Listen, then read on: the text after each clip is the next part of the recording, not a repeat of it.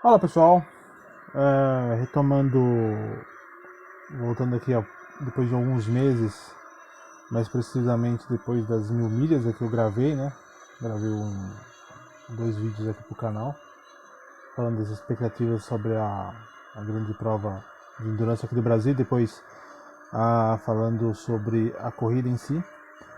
Voltando agora do início desse mês de março para falar um pouco sobre o automobilismo, especialmente sobre o Daniel Gass, que infelizmente veio a falecer no último sábado. E somente ontem, no dia 28 de fevereiro, é que foi divulgado a morte do piloto havaiano que competiu na IndyCar no final dos anos 70, quase todos os anos 80. Também esteve presente na Fórmula 1, assim como também na INSA. E foi um dos pilotos mais populares daquele período.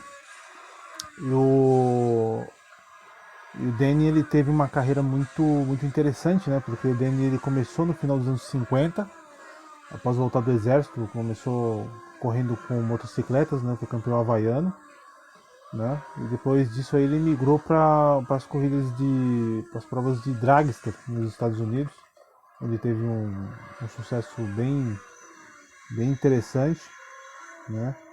Com vitórias em 1963 e 64, né, sendo campeão do American Hot Rod Association. Depois ele foi campeão do National Hot Rod Association e Dragster em 65. Então foram 3 títulos seguidos que ele conseguiu. Ele teve também o HHR da National Top Fuel 66, que ele derrotou o Don Prudhomme, que era um dos pilotos mais conhecidos, mais populares ali também daquela ocasião. E ele voltaria a ganhar também o campeonato da NHR Spring Nationals e da NHR da US Nationals de Funny Cars com o Ford Mustang no final dos anos 60, antes de migrar para os carros de monoposto e também os carros de turismo. Né? Ele correu depois disso aí na USAC e também nas provas de Fórmula 5000, onde teve relativo sucesso. Né, o Zac ele teve onde foi o período de grande sucesso do Danny. Né, o Danny teve talvez 78, acho que foi uma temporada que ele teve a maior oportunidade da carreira de conquistar o título, mas teve alguns problemas naquele ano. Apesar de ter vencido bastante provas, ele venceu 5 corridas naquela ocasião, venceu mais do que qualquer outro cara naquele período, mas infelizmente acabou não ganhando o campeonato, até terminou em oitavo naquele ano por conta de várias quebras. Então o Danny, além de, né, ser um piloto versátil, né, ele também infelizmente tinha alguns azares, né? Alguns azares. O Danny também ele teve uma importante vitória nas 24 horas de Daytona de 79, pilotando com uma Porsche, né, o famoso Porsche Interscope, na INSA Camel GT, que é um Porsche lindíssimo, um Porsche 935, que era lindíssimo. Ele compartilhou esse carro com o Herder Wood e os dois vieram à vitória naquela ocasião em Daytona. Acho que talvez o que tenha chamado muita atenção sobre o Daniel Guys naquela ocasião foram os acidentes. Né? Logicamente eu não vou colocar os acidentes aqui, né? Vocês podem achar aí os acidentes, os respectivos acidentes no YouTube, mas são acidentes fortes. Talvez logicamente o de 81 seja o mais pesado de todos, onde ele quase veio a óbito, né? Teve fraturas expostas nas pernas, fraturas expostas no braço, um corte de diafragma, teve uma situação bem crítica o Danny. E depois ele teve um outro acidente em 85 em Michigan, quando o carro dele acabou decolando, que acho que ele, se não me falha a memória, ele se enroscou com um outro piloto, acho que foi o Phil Kruger, se não estiver enganado. Depois, em 87, talvez uma chance muito clara que talvez ele teve, de repente, conquistar e tentar, né? No caso, tentar a vitória na Indy 500 de 87. Infelizmente, ele bateu nos treinos, teve uma concussão e não pôde participar, né? E aí ele foi substituído pelo Al Unser Sênior. Uma das histórias mais legais de Indianápolis, né? A maior parte das pessoas sabe como foi. O Al Unser Sênior não ia correr naquela edição. Ele estava até a passeio no Indianápolis, talvez até mesmo procurando alguma vaga.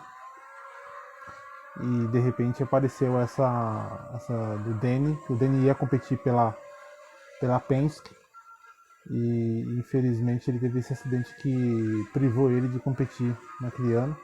Depois o Danny, né, continuando no caso aqui do Al Unser, o Al Unser acabou pegando e vencendo as 500 milhas de Indianápolis daquele ano com um carro, com um show car que estava num hotel. Agora não vou me lembrar o hotel que estava.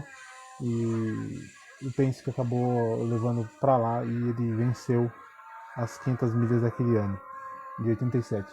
E o Danny acabou voltando para Indianápolis apenas em 96, que foi para substituir o falecido Scott Brayton, né, que acabou morrendo durante os treinos, logo após que ele havia já feito a pole position. O Scott acabou infelizmente falecendo no acidente. E o Danny o substituiu aos 54 anos de idade. O Danny até hoje é o piloto mais velho a ter corrido nas 500 milhas.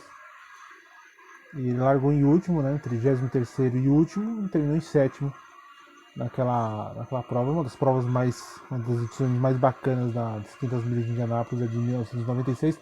Fez uma tentativa em 97, se eu não estiver enganado, em 98. Por aí, 97 ou 98, que ele fez uma tentativa e acabou não qualificando, e foi a última aparição dele em Indianápolis, né? E ele acabou, depois disso aí, aposentando das competições. Acho que ele teve, não, para falar a verdade, acho que ele teve algumas outras aparições, se eu não estiver enganado, logo após ele ter falhado a Indy 500 de 97 ou 98, como eu falei, eu não me recordo direito, mas depois disso aí eu acredito que ele tenha aparecido em outras competições, mas agora não me vem a memória, né? E ele teve as aparições dele também na Fórmula 1 no final dos anos 70, né, por 2 temporadas. Ele teve como melhor colocação foi um 7º lugar no Canadá, né, sempre correndo com a Interscope, né, com patrocínio Interscope, com Penske PC4, né, naquela ocasião no Canadá. Ele também ele participou dos Estados Unidos de 77, ainda da Argentina e Brasil de 77 também. Em 78 ele tentou qualificação na prova de Long Beach, acabou não classificando, e também na Holanda, também não se classificando, sempre pela Interscope, com o Shadow DN9, né? Então essas foram as participações do Danny nesse período todo.